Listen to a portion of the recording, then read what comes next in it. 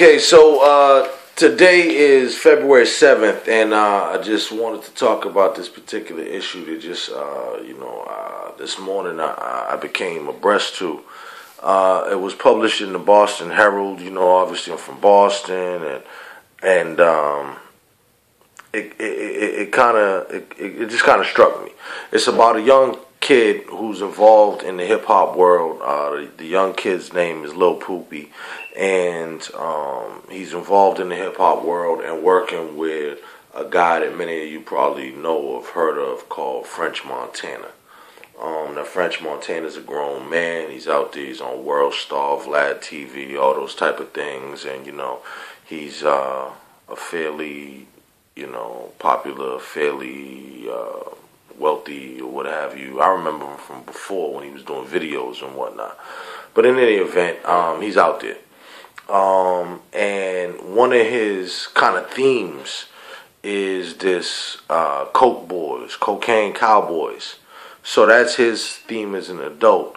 And what has happened apparently via this article is that they have kind of linked up with this young man named Lil Poopy, who is 9 years old, from Brockton, which is near me. It's about 30 minutes away from Boston suburb, urban environment, stricken, although it's a suburb, not quote unquote the city, but stricken with the same stuff that Boston is, and Worcester, and Lawrence, and Springfield, and New Bedford, the guns, the coke, teen pregnancy, the dropout rate, the bad education, the messed up police, the whole gambit, lack of housing, all that type of stuff. Everything that's going on in every, hood across the United States is going on in Brockton as well.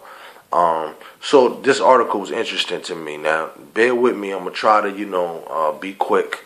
But, this is a lot of elements covered into this. So, the title of the article is 9-year-old Brockton rapper is a, quote, cocaine cowboy. All right, this is in the Boston Herald. Lil Poopy rips into rap world is like the subtitle. Boston's newest hip-hop phenom raps about groupies and Gucci, machine guns, dead presidents, and cocaine cowboys. In his videos, he rides in a Ferrari and slaps females' fans' butts. He's a member of French Montana's Coke Boys posse, and he's been on stage with Diddy. All pretty standard for an up-and-coming rapper, but Lil Poopy is only 9 years old. It's controversial, admits producer Brian Slay, who believes the Brockton fourth grader has what it takes to make it to the top of the hip-hop heap. Honestly, the kid, he's got everything. The looks, the swagger, the lyrics, the delivery, he said. I see him going really, really, really far in the music industry. And Poopy's pop, Louis Rivera, pointed out that his son's lyrics are nothing that any kid can't hear on the radio. If you listen to his whole tape, he said, he doesn't swear once. But when Poopy's on stage with French Montana, he raps along to his mentor's X-rated rhymes, brags about being a cocaine cowboy, and uses some language that might get another 9-year-old's mouth washed out with soap. Lil Poopy's first single, Pop That remix, tackles the controversy head on. The lyrics, Coke ain't a bad word, Coca-Cola. Coke ain't a bad word, it's only soda. And they're quoting, what it means is we're not talking about dope. I know people think of it like that, but it's just a label, a branding thing, Slay said. Slay once again being Brian Slay, the producer. And it's creating quite a buzz. Lil Poopy's mixtape has more than 10,000 downloads, and his YouTube videos have more than 200,000 views. He is featured prominently in a video for French Montana's Shot Caller with Diddy and Rick Ross, and he's performed with other hip-hop honchos including Waka Flocka Flame, Meek Mill, and Wale. Still, Poopy's dad insists he's just a regular kid. He goes to school every day. He knows no school, no rapping, he said. His teachers love him. He's a really smart kid. He still plays basketball and baseball. He was one of the best hitters on his team.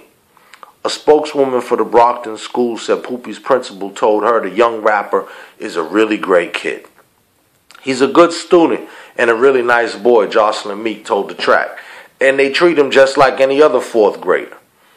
As for that name, Rivera said his son, whose real name is Louis Rivera Jr., became Lil Poopy when he was a baby.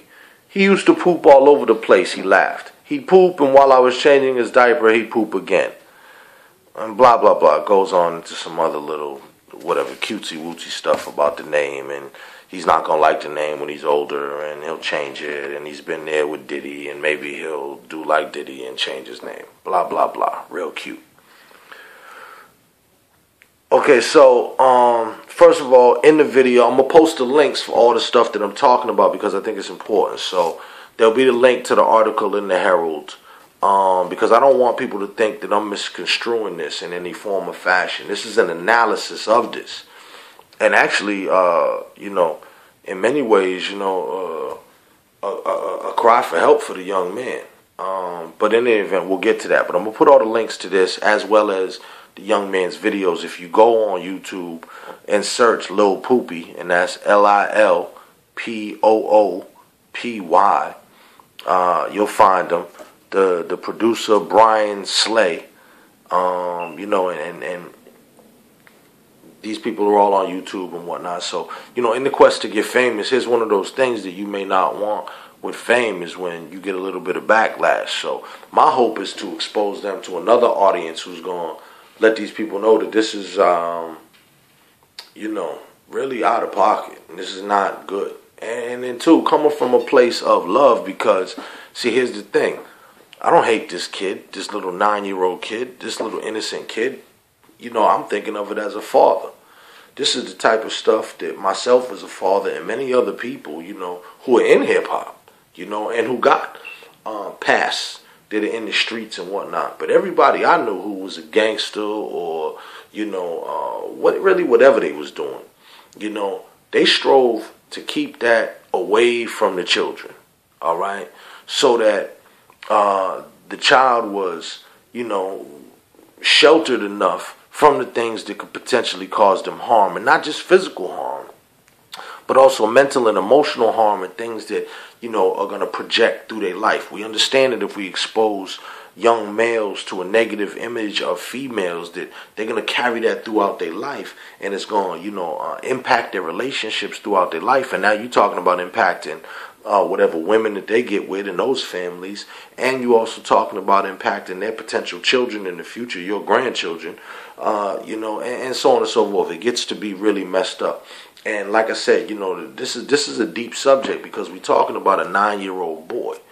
So this 9-year-old boy has now been exposed to, obviously cocaine. It's in the name, regardless what they say. Coke, it's Coca-Cola, it's only soda. I mean, come on, man. Tell that to the white journalist or whatever who wrote this article, or whatever. Gail Fee and Laura Raposa, who normally do the little fluffy stuff on the Herald. It's all about like entertainment and nightlife. Ooh, we saw Tom Brady out at the club or whatever. Like, tell that to people like that. Don't tell grown, particularly black men from the hood, and it looks like, this child is Latino, of course, but, we don't know what type, Dominican, Puerto Rican, what have you. I'm assuming Dominican only because there was some video on YouTube with them at the Dominican Festival. But in any event, the point being is that, this is a young man and whatnot, and when they're trying to explain it, they can explain it like that to people who don't know better. So you can tell somebody and say, oh yeah, that's just, it has nothing really to do with cocaine and drugs and whatnot. But man, I watched the videos, man. The stacks of money, the dice, the gold chains. You got this little kid slapping on grown women's ass. I mean, let's say your family business is pornography.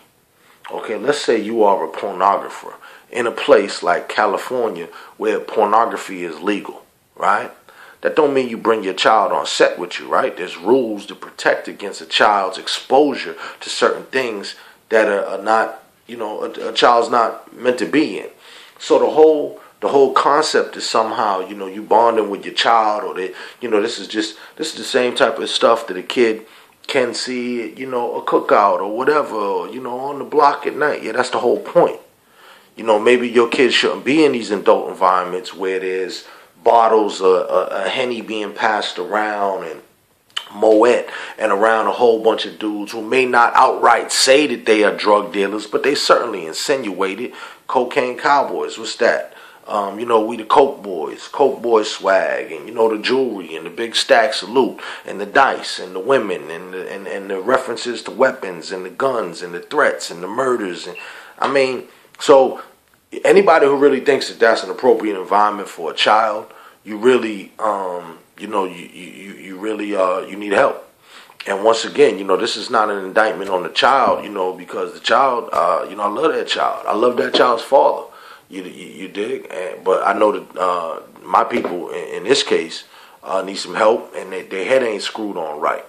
And some people have said, well, you know, the kids, he's getting paid. Okay, well, the damage that may be done in the future, I don't know if it's going to be worth any amount of money. And you have examples of, you know, young child actors or rappers who've been exposed to certain elements in life, you know, whether it be the drugs, the fast money, you know, the growing up with a sense of not having any rules or boundaries and what that leads to. So while it's nice that in this article, you know, they allude to the fact that the child's doing well in school and, you know, his teachers love him and he's a good kid and all that's all great. And, you know, as you know, in dealing with the child's father, I'm not by any means suggesting abuse in the typical sense. I'm not saying that he beats this child, and I'm sure that this kid eats well every night, 3 square meals. Obviously, got clothes that cost more than my clothes. Okay, you know, just from the little jeans and jackets that's in the video. So obviously, you know, the kid has food, clothes, and shelter. But that's just the basics. And oftentimes, you know, we don't look at the other stuff. So if you have a kid who has food, clothes, and shelter, but you allow to watch porn, or you allow to play with and develop a sick fascination for guns or violence, or these type of caveman-like attitudes towards women, you know, what you're doing is you're breeding a monster, and that in itself is a form of abuse, not the typical abuse that we see when we're looking for bruises on the arm or, God forbid, sexual abuse or something like that. That's not what I'm alleging or talking about. I'm talking about a more subtle form of abuse in terms of not providing a child with all the stimuli that they need to grow into a healthy, productive individual, but also at the same time exposing them to things that their mind at 9 years old is not able to process correctly. You know, this would be in question to me if a father was engaging in these type of activities with his 16-year-old son, 17, 18, 19, 20-year-old son, 21-year-old son even. I couldn't picture myself engaging in that. I don't have a son, I have a daughter, but I couldn't picture myself engaging in that type of activity because at some point there's a thing that there's certain things in life that I don't ever want my son to think is cool, acceptable to be, for him to either do himself or even to be around his general realm.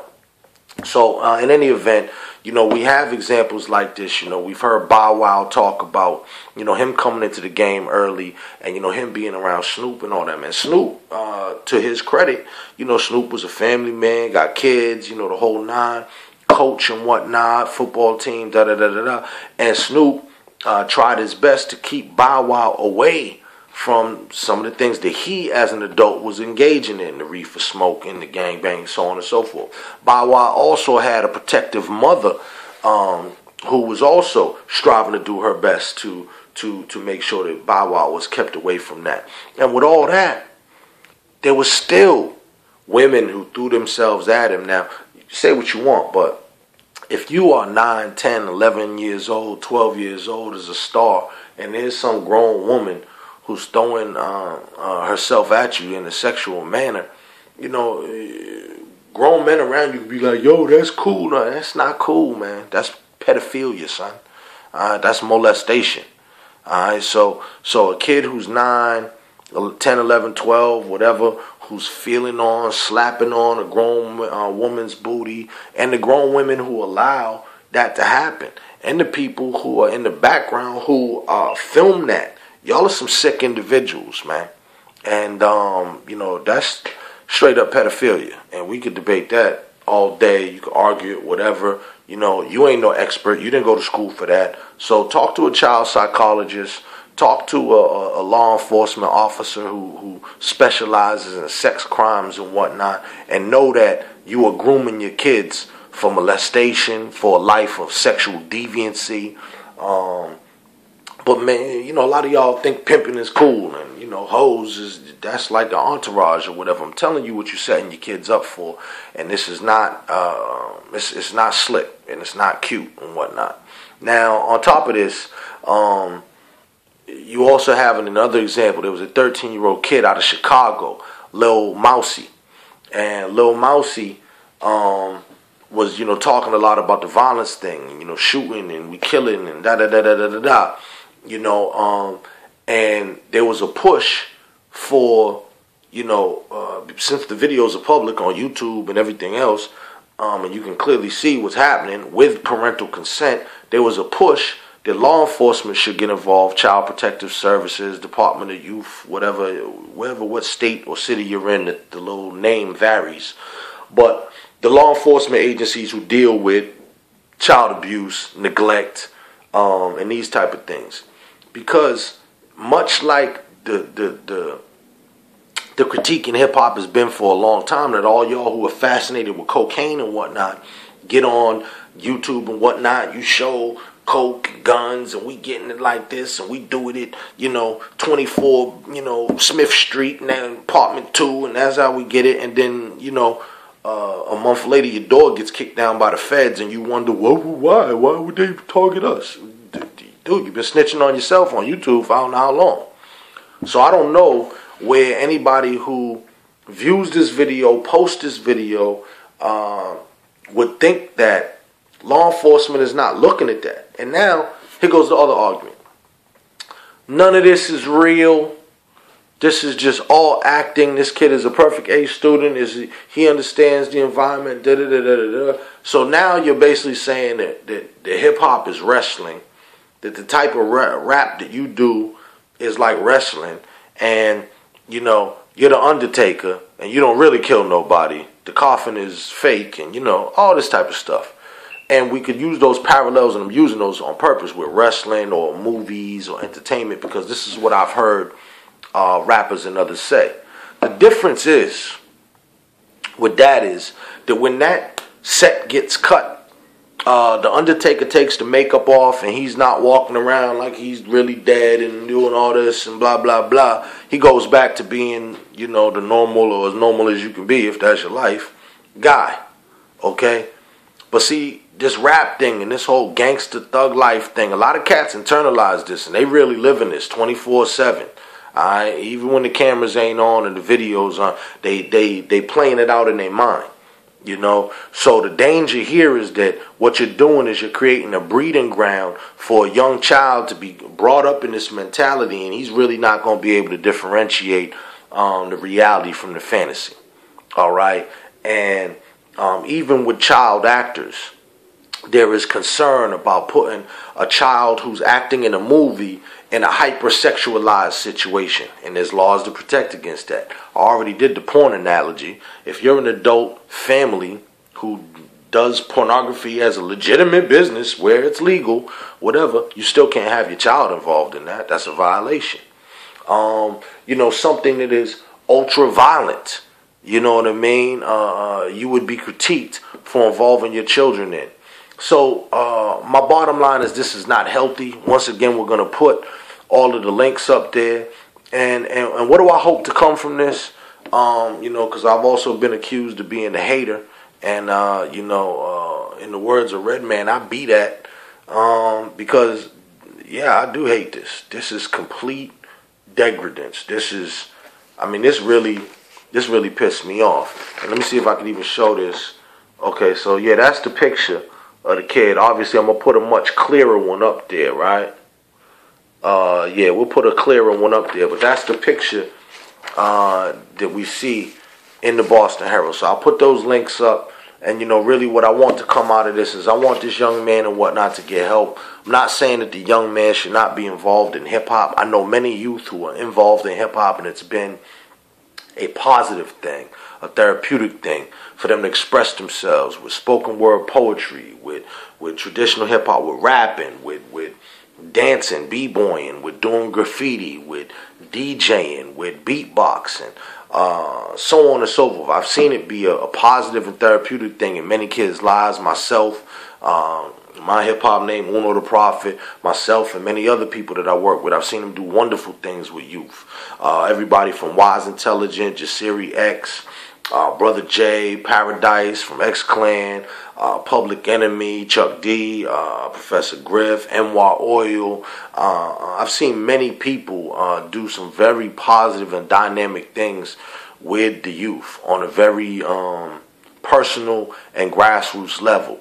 And all of those people too, let me see all, but most of those people are also family people as well, have children of our own, their prayers, and most of us, as we're advancing in our years and whatnot, and we're never on this type of madness to begin with, but we're overstanding that, it really is about the children, and what are we leaving the youth? What's the legacy? So I'm saying that things like this is destructive, and I'm not bashing hip hop, I'm not bashing the rap or nothing. What I'm saying is the destructive forces that he's being exposed to that have nothing to do with hip hop.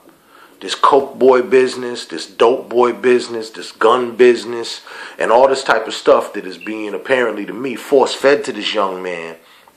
And once again, when you see the videos, you just watch it and you make your own judgment. And the belief that, from the parent, the father is the only one we've been able to talk or see here only because of the report and heard from here. For the father to think that that's okay, I think that's a major problem.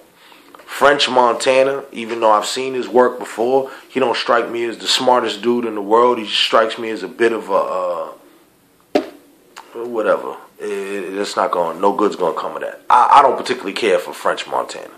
But in any event, what I'm saying is you're a grown man, G. You even got to see, this ain't copacetic. And other people co-signing it, Diddy. I know Diddy know better than that. Waka Flocka, another person I'm not particularly fond of, doesn't strike me as the most sharpest knife in the drawer or what have you, but y'all can't think that this is cool. Y'all can't think this is cool. And if that's the case, man, then, we got to have a whole nother build because, this to me is about the epitome right here. 9-year-old kid, rapping, tapping, Gucci, guns, money, dope stacks, slapping women's butts, coke boy, cocaine boys. If y'all think this is good, then I don't even know what to tell you. Alright, so that's me, Jamal Crawford, Uno the Prophet, on Lil Poopy, his father, Louis Rivera, this producer, Brian Slay, and the rapper French Montana, and anybody else who co-signs this madness.